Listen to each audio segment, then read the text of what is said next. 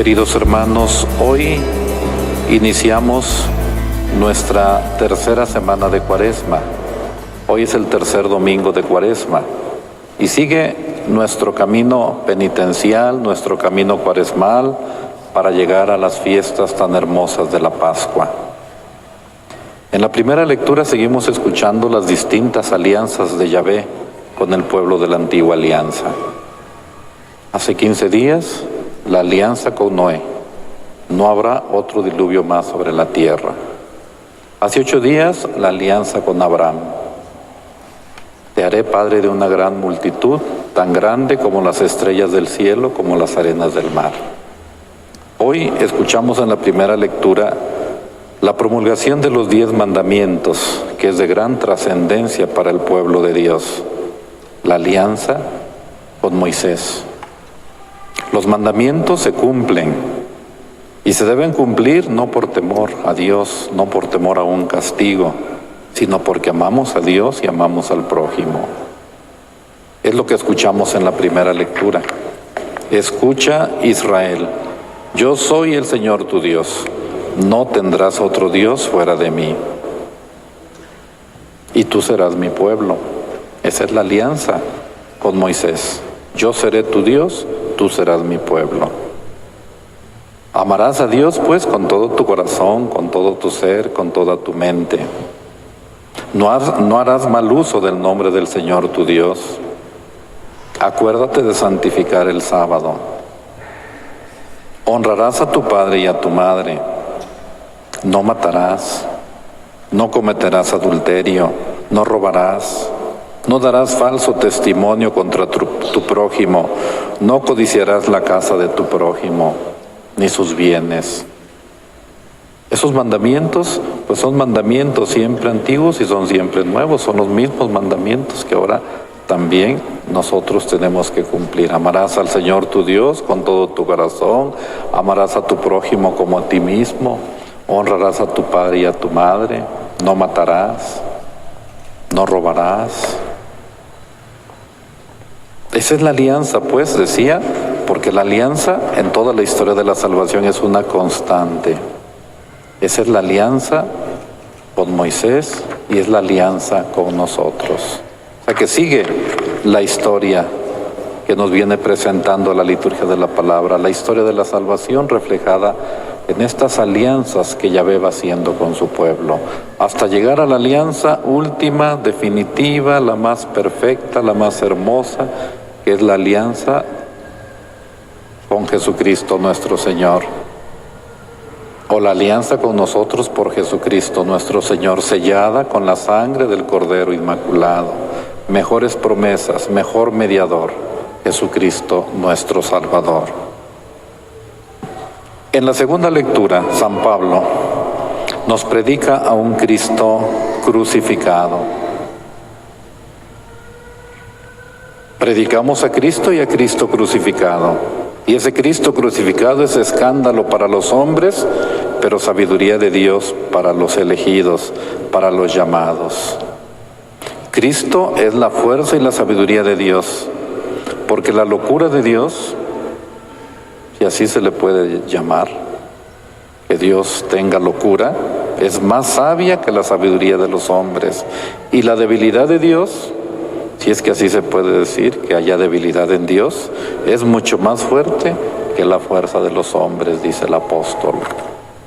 Yo les predico pues a un Cristo vivo, resucitado, transfigurado, glorioso, pero también a un Cristo sufriente, a un Cristo crucificado. Y es lo que escuchábamos el domingo pasado en el Evangelio tan hermoso de la Transfiguración. Jesús, antes de transfigurarse, de mostrarle su gloria a sus discípulos, a Pedro, a Santiago y a Juan, primero les habla de su pasión, primero les habla de su cruz, para mostrarnos que el camino de la gloria es el sufrimiento, que para llegar a la tierra prometida hay que pasar por el desierto. Y en la tercera lectura, en el Evangelio, se nos narra cómo Jesús expulsa del templo a vendedores y cambistas. Cuando le preguntan el porqué de esa actuación, da una respuesta que nos lleva a valorar nuestra propia persona y a las demás personas, la persona de nuestros hermanos. Somos templos de Dios. Para comprender, pues, y aprovechar el Evangelio de este domingo, hay que leerlo en el contexto del tiempo que estamos viviendo, del tiempo litúrgico, la Cuaresma, recordando que es un tiempo y un camino de cambios, de conversión, de purificación.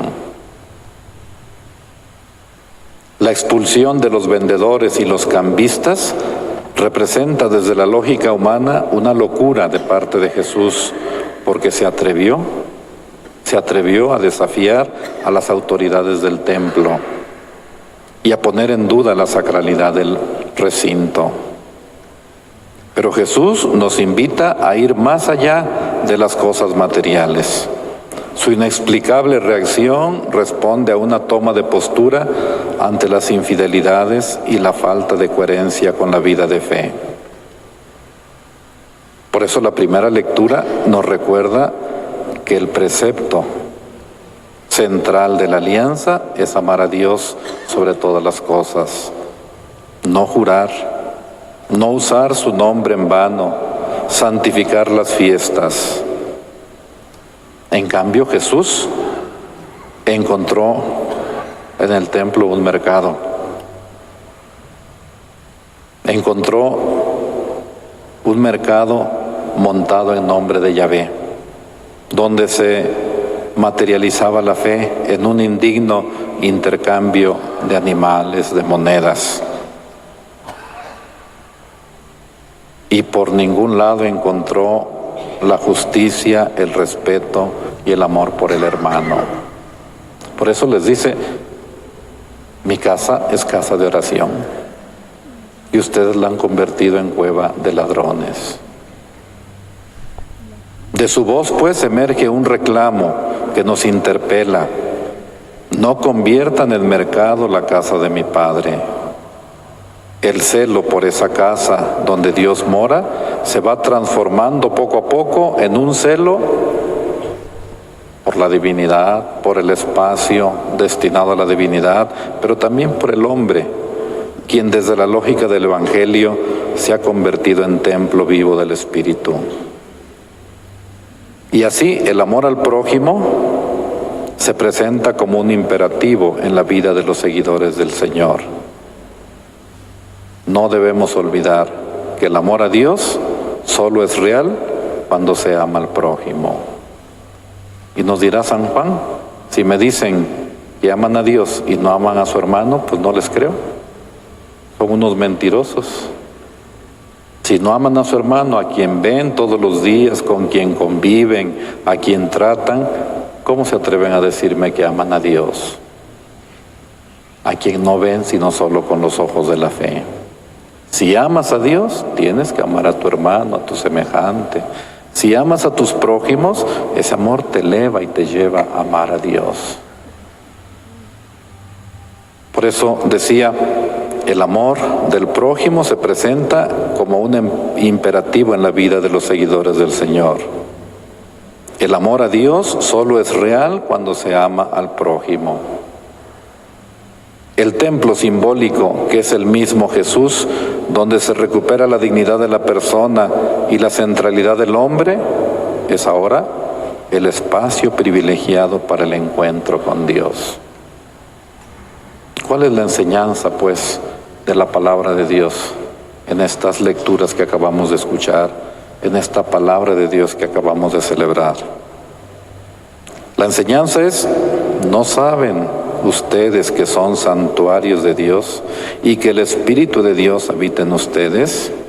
Si alguien destruye el santuario de Dios, Dios los destruirá a ustedes, porque el santuario de Dios que son ustedes es sagrado. Es todo lo que se refiere a la dignidad de la persona, de nuestra propia persona y de los hermanos, de nuestros semejantes. ¿Qué es lo importante, pues, en nuestras vidas? vendemos sin sentido nuestra dignidad, la cambiamos por cualquier moneda. ¿Cuántos templos, cuántos seres humanos estamos dispuestos a liberar del comercio, de la mentira, de la muerte, de la corrupción, de la trata? Son templos vivos de Dios. Vuelvo a repetir, todo lo referente a la dignidad de la persona la encontramos en estas lecturas bíblicas. Somos templos vivos de Dios. Y si destruimos ese templo, Dios nos destruirá a nosotros, dice la lectura bíblica. Pues esa es la enseñanza, queridos hermanos, que hoy nos da la palabra de Dios en estas lecturas bíblicas que acabamos de escuchar. Pidámosle que sigamos aprovechando estos días de la Cuaresma. Pidámosle lo que le hemos pedido al principio. Señor Dios, fuente de misericordia, fuente de toda bondad, que enseñaste que el remedio contra el pecado es el ayuno, la oración, las obras buenas, mira con agrado nuestra humilde confesión, para que a quienes agobia la propia conciencia, nos reconforte siempre tu misericordia. Eso le hemos pedido al Señor y eso sigámosle pidiendo a lo largo de nuestra celebración. Que las prácticas propias de este tiempo de Cuaresma, el ayuno, la oración, las obras buenas, nos ayuden a crecer en nuestra vida de fe y en nuestra vida cristiana. Pues con esos sentimientos vamos a continuar participando en nuestra Santa Misa Dominical y sigamos aprovechando estos días de la Cuaresma.